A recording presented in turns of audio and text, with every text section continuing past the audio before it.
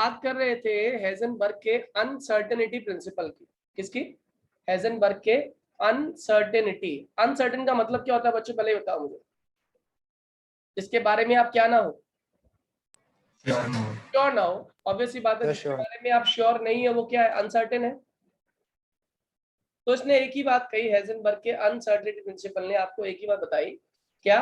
उसने कहा हम साइमल्टेनियसली, उसने कहा simultaneously. What do you mean by simultaneous? एक साथ। एक साथ। Simultaneously we can not determine, हम दो चीजें एक साथ साइमल्टेनियसली कैलकुलेट नहीं कर सकते। We can not determine sir momentum and position पहला, and momentum of a subatomic particle. हम किसी भी सब एटॉमिक पार्टिकल की एक समय पे एक साथ दो चीजें कैलकुलेट नहीं कर सकते, एक उसकी पोजीशन और एक उसका momentum. Am I clear to all? सभी को समझ आ गया? यस भैया। यहाँ पे उसने एक फॉर्मूला दिया था, delta x dot delta p is greater than equals to h upon 4 pi. P यहाँ पे क्या होता है मैंने बताया था आपको, लीनियर मोमेंटम। ये पढ़ा होगा फिजिक्स में आप लोगों ने, मास इनटू वेलोसिटी। पी होता है मास इनटू वेलोसिटी। डेल्टा यहाँ पे क्या होता है याद रखिएगा, अनसर्टेनिटी। डेल्टा क्या है? Uncertainty, change in position. और एक्स क्या है यहाँ पे? पोजीशन। पी यहाँ पे मोमेंटम है ना, मैंने इसको मोमेंटम को खोल दिया एक बार और इसको लिख दिया delta x dot m delta v greater than equal to h upon 4 pi. बताओ एम के आगे डेल्टा क्यों नहीं लगाया? क्योंकि एम कैसा है? क्योंकि मास एक कांस्टेंट वैल्यू है। तो ये फॉर्मूला हमारा क्लोज होके क्या रह गया? Delta x dot delta v is greater than equal to h upon 4 pi m. Am I clear to all? यहाँ तक बात समझ आ गई थी सभी बच्चों को? प्लीज रेज योर हैंड जितने लोग को ये क्लियर है, क्विकली रेज योर हैंड। जल्दी से हाथ खड़ा करें। Still waiting for others to raise their hand. बात को कहकर हेजनबर्ग ने एक चीज क्लियर कर दी। उसने कहा ऐसा है कि हम जो भी कैलकुलेट करेंगे वो करेंगे तो सही, लेकिन उसके अंदर एक अनसर्टेनिटी रहेगी। आप ये नहीं कह सकते कि श्योर शॉट यही चीज होती है। और इसीलिए उसने कहा कि अभी तक जो आप कह रहे थे कि इलेक्ट्रॉन्स न्यूक्लियस के चारों तरफ घूमते हैं, बिल्कुल ठीक बात कह रहे थे, इलेक्ट्रॉन्स घूमते हैं, न्यूक्लियस के चारों तरफ घूमते हैं, लेकिन वो ऐसे ही घूमते हैं, इस तरीके से घूमेंगे यानी कि इस प्लेन में घूमेंगे, ये गलत है। वो ऐसे भी घूम सकते हैं न्यूक्लियस के चारों तरफ, वो ऐसे भी घूम सकते हैं न्यूक्लियस चारों तरफ, वो ऐसे भी घूम सकते हैं न्यूक्लियस चारों तरफ। मेरी बात समझ आ रही है? तो उसने कहा there is always a probability, there is no fixed trajectory. इस पाथ को क्या बोलते हैं हम लोग?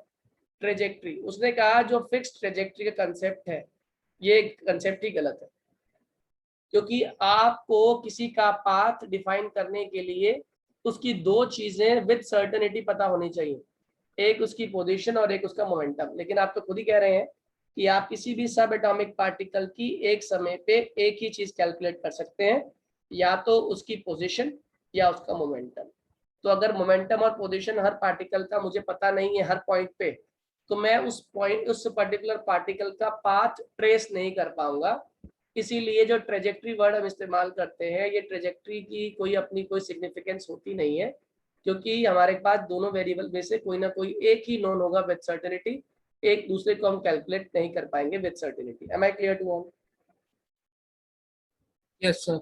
इसे ऐसे समझ लो, मैंने कहा एक आदमी को, मैं यहाँ था और मतलब पुलिस वाला है, उसने कहा कि एक आदमी लॉस्ट है, तो उसने क्या किया, एक काम करते हैं इस आदमी का ना पाथ ट्रेस करते हैं। उसने कहा घर से ये कितने बजे निकला? उसने कहा 10 बजे निकला। कैसे निकला? पैदल निकला था। जनरली एक आदमी की जो स्पीड होती है वो 10 मीटर पर सेकंड मान लेते हैं, या 5 मीटर पर सेकंड होती है, और 5 मीटर पर सेकंड से आदमी चला, 10 बजे चला, 10 साढ़े 10 बजे ये पॉइंट ए पर पहुंचा। ठीक है, यहाँ पर इसकी पोजीशन और इसकी वेलोसिटी और टाइम भी मुझे पता है, 10:30।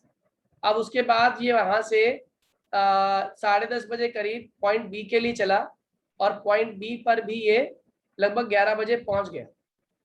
और स्पीड इसकी वही 5 मीटर पर सेकेंड है, और ये जो डिस्टेंस है ये भी आधे घंटे में इतना ही ट्रैवल करा जाएगा, 5 मीटर पर सेकेंड की स्पीड से आधे घंटे में यहाँ पहुंचोगे। अब ये पॉइंट बी से कहाँ पहुंचा, पॉइंट सी पे, और यहाँ पहुंचा ये 12 बजे, और यहाँ का डिस्टेंस हम जानते हैं कि बी पॉइंट से सी पॉइंट तक क्या डिस्टेंस है, और स्पीड हम जानते हैं, टाइम हमें पता है। तो आप मुझे बताओ, क्या अब मैं इस पार्टिकल का पाथ ट्रेस करने की कोशिश करूं, मुझे टाइम पता है, स्पीड पता है, पोजीशंस पता है, तो क्या मैं इसका पाथ फाइंड कर पाऊंगा? ये कहाँ से कहाँ चला, कैसे चला, कितने बजे कहाँ पहुंचा होगा, और अब ये आगे अगर पॉइंट डी के पास जाना चाह रहा हूँ या ई पर जाना चाह रहा हूँ तो कितनी देर में पहुंचेगा, ये मैं जज कर पाऊंगा या नहीं? Yes, sir. बहुत आसानी से जज कर लूंगा। क्यों? मुझे इसकी स्पीड पता है, मुझे इसकी डायरेक्शन पता है, और मुझे इसकी जो बेसिकली टाइम लग रहा है वही मैंने कैलकुलेट कर लिया, यानी कि मुझे ये पता है कि यूनिफॉर्म वेलोसिटी से मूव कर रहा है। तो अगर या तो मुझे उसकी वेलोसिटी पता हो, जैसे मोमेंटम कह रहा हूँ मैं, और या उसकी पोजीशन पता हो, जबकि पाथ को ट्रेस करने के लिए मुझे दोनों ही चीज चाहिए। इस केस में क्या हो रहा है, या तो आप पोजीशन निकाल लो या उसकी वेलोसिटी निकाल लो, हम साइमल्टेनियसली दोनों चीजें कैलकुलेट नहीं कर सकते। ये मेरी बात समझ आ रही है? उसने कहा जब दोनों चीजें जज नहीं कर सकते तो ऑब्वियस सी बात है ट्रेजेक्ट्री नाम की कोई भी चीज एग्जिस्ट करती ही नहीं है, फिर तो ट्रेजेक्ट्री जो आप वर्ड बोल रहे हो ट्रेजेक्ट्री वर्ड ही गलत है। Am I clear to all? हाँ या ना? Yes, sir. Yes, sir. यहाँ पे एक चीज और उसने बताई थी कि हेजनबर्ग जो है इसका जो प्रिंसिपल है, it is applicable only for microscopic bodies, it is not applicable for macroscopic bodies. Macroscopic bodies के लिए ये एप्लीकेबल नहीं है, ये सिर्फ और सिर्फ माइक्रोस्कोपिक बॉडीज के लिए एप्लीकेबल। बात समझ आ रही है? हाँ या ना? Yeah. Yes, आगे sir. Sir. Okay. Yes, sir. किसी बच्चे Yes. को डाउट है तो पूछ लो पहले, फिर आगे बढ़ता हूँ। No, भैया. ठीक है। अब इसके बाद एक साइंटिस्ट हुए जिन्होंने इसी पर्टिकुलर प्रोबेबिलिटी कंसेप्ट का इस्तेमाल किया। असल में इसकी जो इस कंसेप्ट की शुरुआत की थी ना, वो एक साइंटिस्ट हुए एरविन श्रोडिंगर। एरविन श्रोडिंगर इन्होंने शुरुआत की थी, और इन्होंने ना एक बहुत समझदारी वाली बात कही। हालांकि समझदारी क्या है, अगर थोड़ा सा भी आपको मैथ्स आता है ना तो आप समझ जाओगे। उसने कहा ऐसा है कि कोई भी पार्टिकल या कोई भी सब्सटेंस जो मूव कर रहा है स्पेस में, तो मैं उसके वेव मोशन को स्टडी कर सकता हूँ। क्या कर सकता हूँ? स्टडी। और वेव मोशन को अगर मैं स्टडी कर लूंगा तो मैं उसकी पोजीशन को बताने में आपकी हेल्प कर सकता हूँ। तो उनका अच्छा कैसे? उसने कहा मैं एक आपको कांस्टेंट दे रहा हूँ जिसका नाम है साई। इसको क्या बोलते हैं बच्चों, ध्यान रखना, PSI, साई। ठीक है? ये क्या रिप्रेजेंट करता है साई? इसकी हालांकि खुद की कोई सिग्निफिकेंस नहीं है, क्योंकि साई जो होता है ये खाली वेव का एम्पलीट्यूड होता है, amplitude of any wave. And what is amplitude? Maximum displacement. या वो एक्स एक्सिस के ऊपर है या वो एक्स एक्सिस के नीचे है। इस मैक्सिमम डिस्प्लेसमेंट को हम लोग क्या नाम देते हैं? एम्पलीट्यूड का नाम देते हैं। Am I clear to all? Yes, भैया. Yes, sir. उसने कहा अकेले साई की कोई इंपॉर्टेंस नहीं। साई एक फिजिकल क्वांटिटी है जो बेसिकली एम्पलीट्यूड को रिप्रेजेंट करता है, लेकिन जब ये साई बन जाता है साई स्क्वायर, साई क्या बन जाता है? साई स्क्वायर। तो उसने कहा ये जो साई स्क्वायर बन जाता है इसको हम लोग बोलते हैं electron density at that point. क्या बोलते हैं इसको? Electron density at that point. यानी कि अगर मुझे साई स्क्वायर पता है तो मैं बेसिकली किसकी बात कर रहा हूं? मैं उस पर्टिकुलर पॉइंट पे इलेक्ट्रॉन की डेंसिटी की बात कर रहा हूं। अब देखो बहुत ध्यान से मैं बताऊंगा आपको, एक क्वेश्चन का जवाब देना। आपने एक सिक्के को उछाला, बताओ आपके पास क्या आएगा? Either Yes, or tail. या तो हेड आएगा या टेल आएगा। आएगा या नहीं आएगा? Yes, sir. यानी Yes, सिक्के sir. को उछालने पर मेरा कोई ना कोई आउटकम तो आएगा। तो बेटा आउटकम मतलब या तो हेड आए या टेल आए, मगर इनमें से कोई ना कोई तो आएगा ही आएगा। जल्दी बोलो। Yes, sir. Yes, और, sir. और हेड आने की प्रोबेबिलिटी 1/2 होती है और टेल आने की प्रोबेबिलिटी भी 1/2 होती है, याद है? Yes, sir. और Yes, अगर sir. मैं इवेंट की बात करूं तो हेड और टेल के इवेंट्स को ऐड कर दो तो टोटल इवेंट आता है that is equal to 1, half plus half is equals to 1। Yes, sir. यानी कि मैं अगर प्रोबेबिलिटीज को जोड़ दूं, किसी भी इवेंट को होने वाली प्रोबेबिलिटीज को जोड़ दूं, तो मेरे पास श्योरिटी आती है नहीं आती है, कुछ सोचो। Half plus half equals to 1। मेरी बात समझ आ रही है? जैसे मान लो मैंने कहा रोशनी के घर में 3 कमरे हैं। रोशनी, मैंने कहा पूछा उसकी मम्मी से कि रोशनी है, उनका हाँ सर रोशनी तो है, लेकिन घर में ही है, कहीं पर कहाँ है पता नहीं। मैंने कहा हाँ मुझे पता है रोशनी कहाँ पर है। मैंने कहा Roshni must be there in room 1 और रूम 2 और रूम 3। अब इसकी मम्मी ने कहा वाह बेट, क्या आपने भी क्या नई साइंस निकाली है। लेकिन एक्चुअली मैंने ऐसा बोल के एक चीज कंफर्म कर दी कि रोशनी इन तीनों कमरों में से किसी कमरे में है, मगर ओवरऑल देखा जाए तो रोशनी घर में मौजूद है। मेरी बात समझ आ रही है आप लोगों को? Yes, Yes, sir. प्रोबेबिलिटी है विद रिस्पेक्ट टू रूम्स, लेकिन पॉसिबिलिटी क्रिएट हो गई इन तीनों की प्रोबेबिलिटी को जोड़ने पे with respect to house. Am I clear to all? आप yes, मेरी बात Yes, को sir. अगर मेरी बात को समझ पा रहे हो ना, तो आप इसकी एरविन श्रोडिंगर की बात को समझ पाओगे। क्या कहा मैंने? आप कमरों के हिसाब से तो प्रोबेबिलिटी शो कर रहे हो, लेकिन घर के हिसाब से, घर के अंदर पाए जाने की प्रोबेबिलिटी नहीं है, घर के अंदर पाए जाने की तो पॉसिबिलिटी होगी। और वो पॉसिबिलिटी आप कैसे कैलकुलेट करोगे? By simply adding the probabilities in of each room. हो सकता है पहले कमरे में ना हो, दूसरे में हो, तीसरे में तो ऑब्वियस ही बात नहीं होगी, क्योंकि ये डिवाइड तो हो नहीं सकती। अगर पहले में है तो दूसरे तीसरे में नहीं है, दूसरे में है तो पहले तीसरे में नहीं है, और तीसरे में है तो पहले दूसरे में नहीं है। यानी कि तीनों को अगर मैं जोड़ूंगा तो ओवरऑल कितना आने वाला है? 1 ही आने वाला। Yes, जल्दी sir. बोलो। अब सेम कहानी इन भाई साहब ने कहा, इन्होंने कहा ऐसा। और वैसे भी ना आप लोग जानते हो साई स्क्वायर बेसिकली किसको रिप्रेजेंट कर रहा है? एक क्वाड्रेटिक फंक्शन है ये। और आप जानते हो मैथ्स में क्वाड्रेटिक में कितनी रूट्स बनती थी? दो रूट्स, एक प्लस और एक माइनस, आया ना? yes, भैया। अब देखो इसने कितना काम आसान कर दिया। या तो पार्टिकल प्लस एक्स एक्सिस में होगा, या पार्टिकल कहां पर होगा? माइनस एक्स एक्सिस में। मेरी बात समझ आ रही है? मगर होगा एक्स पे, ये एक्स की प्रोबेबिलिटी है। या तो पार्टिकल प्लस वाई में होगा, या पार्टिकल कहां होगा? माइनस वाई में, ये वाई की प्रोबेबिलिटी है। या तो पार्टिकल प्लस जेड में होगा, या पार्टिकल माइनस जेड में होगा, ये जेड की प्रोबेबिलिटी है। कितने लोगों को मेरी बात समझ आ रही है? yes, भैया। आया ना? आ गई सर। अब उसने इसी चीज को एक्सप्लेन करने के लिए इक्वेशन दिया, और उसने कहा डेल, डेल मतलब बच्चों इसको बोलते हैं डिफरेंशियल फंक्शन। अभी आप पढ़ोगे 11th में, जिनके पास मैथ्स है वो पढ़ेंगे। डेल मतलब होता है स्मॉल चेंज। अगर मैं सिंपल भाषा में कहूँ तो स्मॉल चेंज स्टडी किया हमने, तो डेल साई स्क्वायर, ये बेसिकली डेल स्क्वायर साई, और ये हमने किसकी फॉर्म में स्टडी किया? एक्स एक्सिस के रेस्पेक्ट में, plus del square psi upon कौन सा axis? Del y square, upon del square psi, नीचे क्या हो गया? Del z square.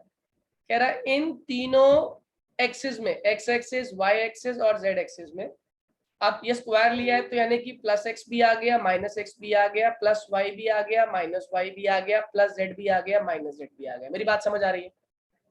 जल्दी बोलिए। Yes, sir. आ रही है सर।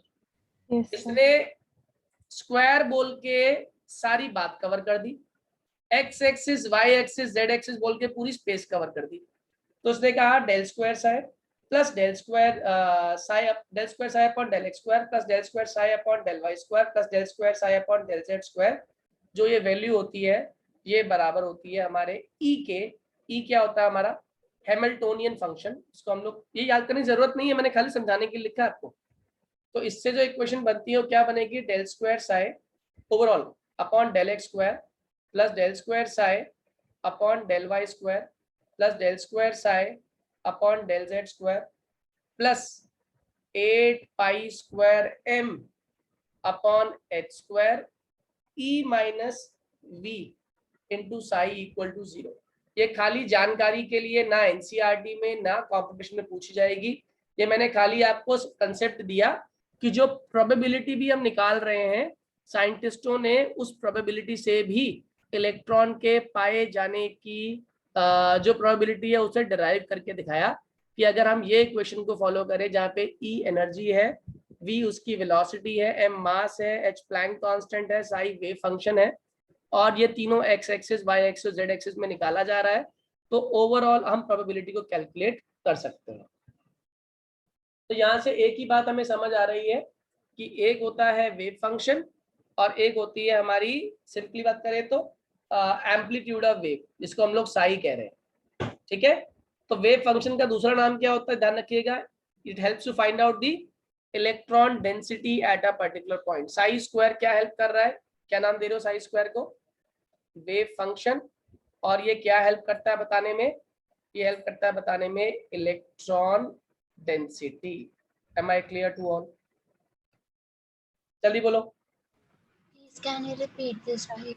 अरे साई की कोई इंपॉर्टेंस नहीं है, नो फिजिकल इंपॉर्टेंस, लेकिन जब ये साई क्या बन जाता है, साई स्क्वायर, तो ये क्या कहलाता है, वेव फंक्शन, जो बेसिकली क्या कैलकुलेट करने में हेल्प करता है, हमें इलेक्ट्रॉन डेंसिटी कैलकुलेट करने में हेल्प करता है। Am I clear to all? Yes. Yes, sir. अब आगे की बात समझिएगा।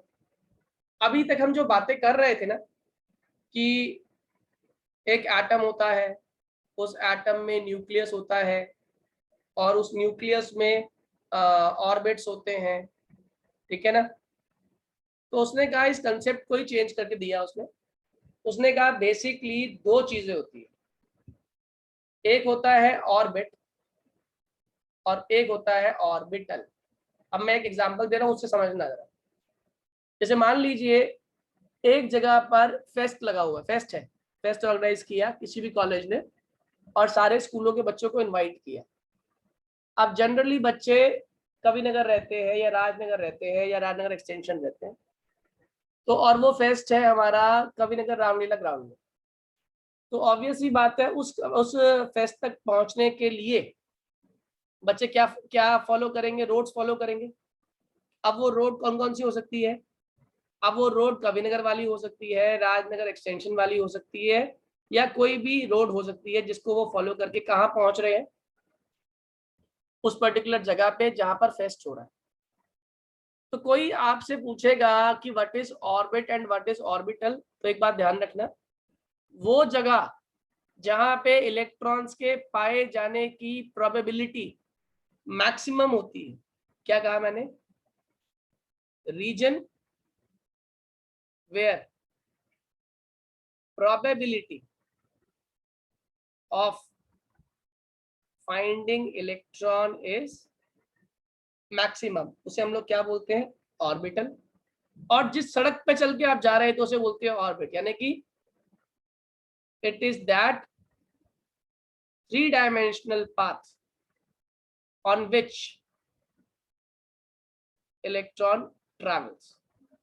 यानी जिस 3-dimensional path पर इलेक्ट्रॉन ट्रैवल कर रहा है, उस पाथ को आप क्या नाम देंगे, ऑर्बिट। और जिस जगह पे इलेक्ट्रॉन के पाए जाने की प्रोबेबिलिटी मैक्सिमम होगी, उसको हम लोग क्या बोलेंगे, ऑर्बिटल। जैसे एग्जांपल देता हूं, एक क्लास के बच्चों ने बंक मारने सोचा, और बंक मार के सोचा कि हम लोग जाके स्पोर्ट्स में गेम फुटबॉल खेलेंगे या बास्केटबॉल खेलेंगे। सबने कहा अगर एक साथ क्लास से निकलेंगे तो पकड़े जाएंगे, अलग अलग रूट से हम निकलेंगे। तो किसी ने विंडो में से निकल के कोई बाहर चला गया, कोई वॉशरूम के बहाने चला गया, और ऐसे बहाने मार मार के धीरे धीरे सारे कहाँ पहुंचे, स्पोर्ट्स ग्राउंड में। अब उस टीचर की क्लास में बच्चे बहुत कम हो गए, तो किसी ने पूछा कि भाई बच्चे बच्चे कहाँ मिलेंगे, आपकी क्लास के, आपका क्लास में तो बच्चा ही नहीं है। तो टीचर क्या जवाब देगी, कहाँ पे बच्चे कहाँ पर पाए जाएंगे, फील्ड में। तो बताओ फील्ड यहाँ पर कौन है, ऑर्बिटल है या ऑर्बिट है, ऑर्बिटल। बहुत बढ़िया। और बच्चे अलग अलग रास्ते लेके भागे, है ना, फील्ड में पहुंचने के लिए, तो वो जो रास्ते हैं वो क्या बन गए, Orbit. कितने लोग को एक कंसेप्ट समझ आ गया, आ गया सर। ओके। अब मैं इस बात को और एक्सप्लेन करता हूँ। बेसिकली ऑर्बिट रिप्रेजेंट करता है बच्चों, ये इसे हम ये कहते हैं कि ये सर्कुलर डिस्क है ना, सर्कुलर डिस्क है, या कोई कोई कहता है ये सर्कल की तरह घूम, सर्कुलर बिल्कुल पाथ इसका। जबकि ऑर्बिटल्स की अलग अलग शेप होती है, ऑर्बिटल्स हैव डिफरेंट शेप, अभी बताऊंगा वो क्या क्या होती है, हैव डिफरेंट शेप। ये सेकंड पॉइंट। सर ऑर्बिट का 3D पाथ होता है या 2D पाथ होता है? ऑर्बिट अगर 2D होता, आप मुझे बताओ, अगर हम 2 डायमेंशन की बात करते तो या तो एक्स वाई में घूमता, या वाई जेड में घूमता, या जेड एक्स में घूमता। इलेक्ट्रॉन तो कहीं भी घूम सकता है ना बेटा, आया ना। Yes sir. अच्छा, विद रिस्पेक्ट टू ऑर्बिट, हाँ विद रिस्पेक्ट टू ऑर्बिट ये 2D है। मतलब अगर हम इलेक्ट्रॉन की बात करें तो ऑब्वियसली बात है, 2 ही एक्सिस में रिवॉल्व करेगा, या तो एक्स वाई में, या वाई जेड में, या जेड एक्स में। तो उस रिस्पेक्ट में ये 2D है। तो बेसिकली हम पाथ बनाते हैं 3 डायमेंशनल स्पेस में, है ना, इसलिए हम बोलते हैं कि region in 3 dimensional space where the electron travels. तो पाथ तो 2D है, लेकिन ये जो ऑर्बिट है पाया कहाँ जाता है, ये 3D में पाया जाता है। ठीक है बेटे, यस सर। ओके। अब आगे समझिएगा, कहता है कि जो ऑर्बिट होता है बेसिकली, इसकी अगर हम बात करें तो इसके अंदर कोई भी डायरेक्शनल कैरेक्टरिस्टिक्स नहीं है। मैंने एक बात कही थी, यही तो हाइजेनबर्ग ने भी कहा कि ट्रेजेक्ट्री जो आप बोल रहे हो वो तो एक पर्टिकुलर डायरेक्शन की बात होती है, लेकिन ऑर्बिट की अपनी कोई डायरेक्शनल कैरेक्टरिस्टिक नहीं होती, डायरेक्शनल कैरेक्टरिस्टिक नहीं होती। जबकि ऑर्बिटल की अपनी डायरेक्शनल कैरेक्टरिस्टिक होती है, एक्सेप्ट एक पढ़ाएंगे अभी ऑर्बिटल आपको, S orbital, all orbitals have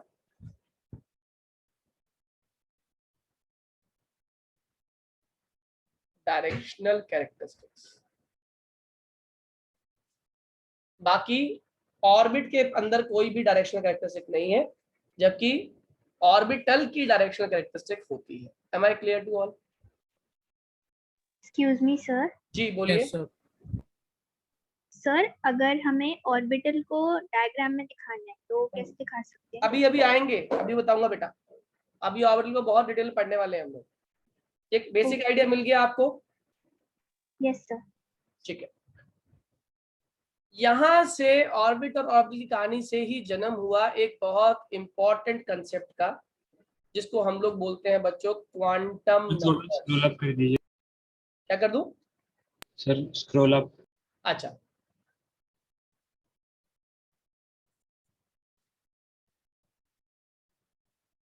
copy कर लिया सभी ने?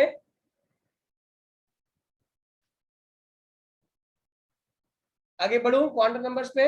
Yes sir. चलिए, quantum numbers very very very important, 5 mark का क्वेश्चन, कंपटीशन का फेवरेट क्वेश्चन। कंपटीशन में इस पर बेस्ड ही आपको क्वेश्चन मिलेंगे इस पर्टिकुलर चैप्टर के अंदर। 100% एक क्वेश्चन आप लिख के ले लो, चाहे वो जेई हो चाहे नीट हो, क्वांटम नंबर पर बेस्ड क्वेश्चन जरूर आता है।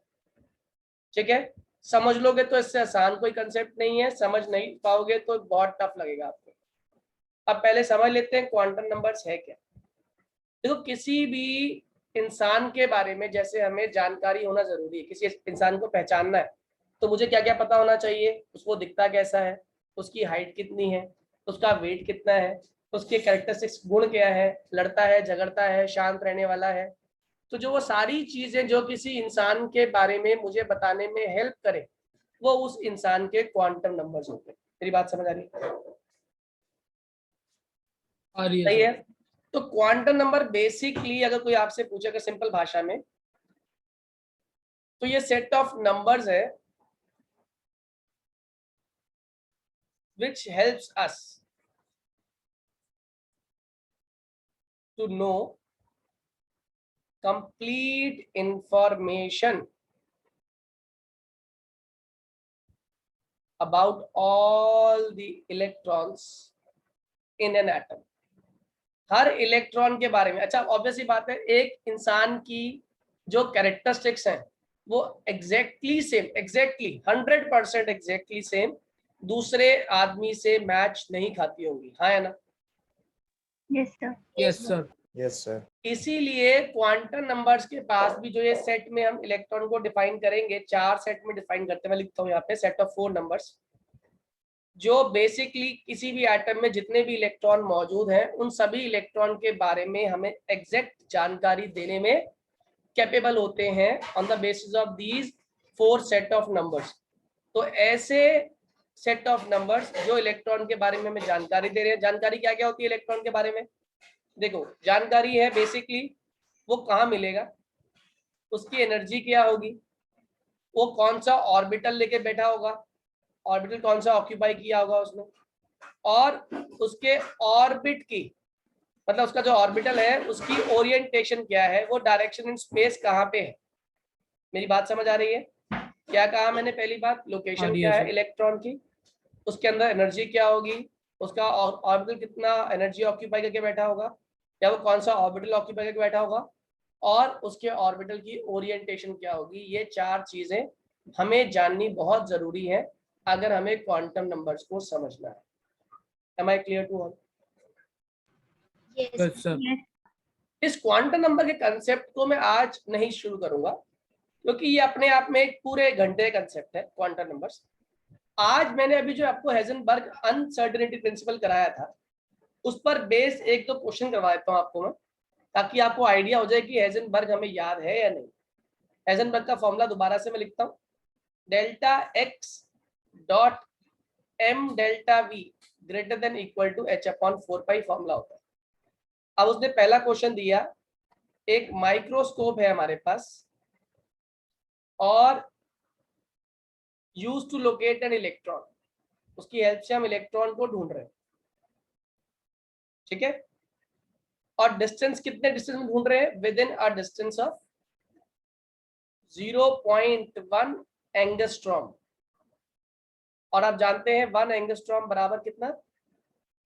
-10 मीटर। उसने कहा what is the uncertainty,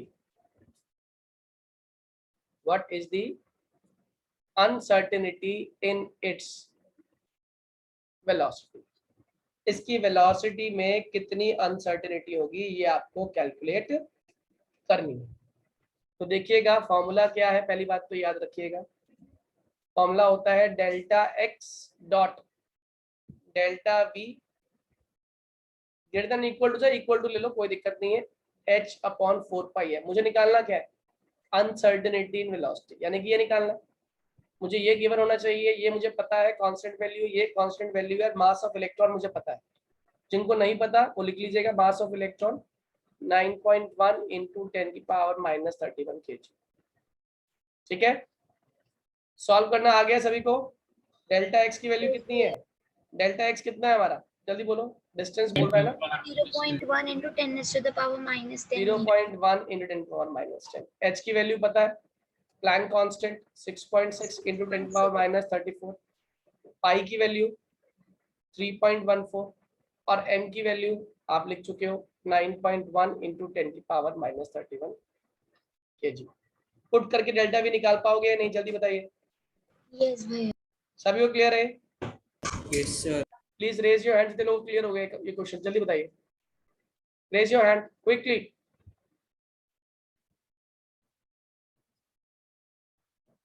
Divya समझ आ गया? लक्षित, दिव्य, ठीक है, यस सर। आगे समझिए। अब ये क्वेश्चन आप निकालिए, कह रहा है calculate uncertainty in position of an electron if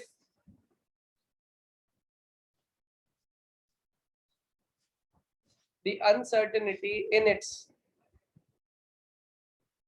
velocity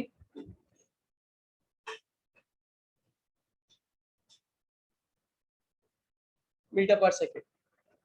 h की वैल्यू वही है 6.6 इन 10⁻34 और m कितना है 9.1 इंटू 10⁻31 kg। इसका आंसर निकालेंगे आप एग्जैक्ट सभी लोग। 2 मिनट दिए करने के लिए मैंने सभी को, 2 मिनट्स।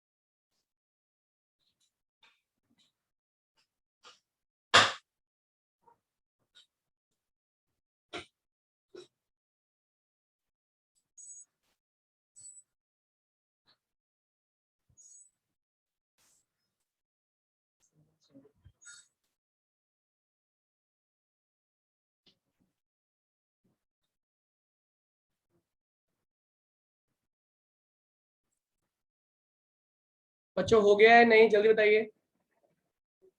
Just a second. हो गया सर। लास्ट 1 मिनट जल्दी करिए सभी लोग।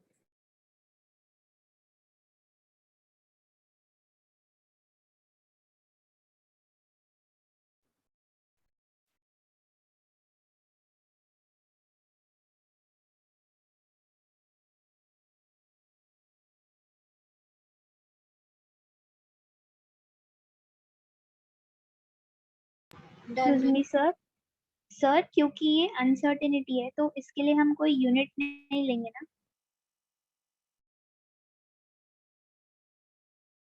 यूनिट वही रहेगी जो वेलोसिटी की है वेलोसिटी की, पोजीशन की है पोजीशन की। वेलोसिटी में उसमें कोई चेंज नहीं हो, यूनिट में कोई चेंज नहीं आएगा। वेलोसिटी निकालोगे तो मीटर पर सेकंड, पोजीशन निकालोगे तो मीटर खाली। Okay sir. Done भैया।